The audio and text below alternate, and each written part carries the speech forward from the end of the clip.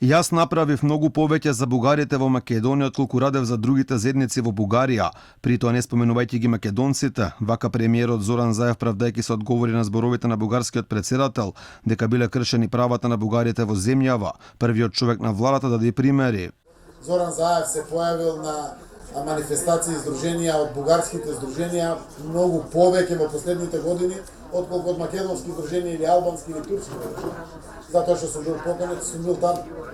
Подигнавме споменик на полковник Карварлиев со сите бугарски знамења напред, да, и македонското тука.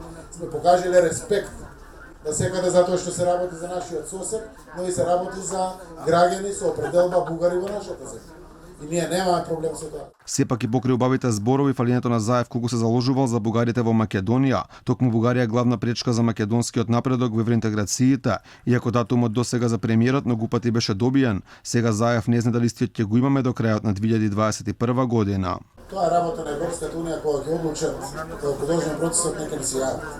Ние меѓувреме продолжуваме со европеизацијата. Дали можеме да очекуваме во 2021 да започнеме преговори?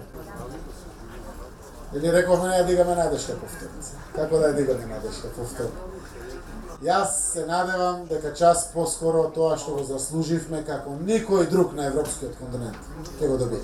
И покрај се Радев повторно повтори дека имало кршење на правата на бугарите во Македонија.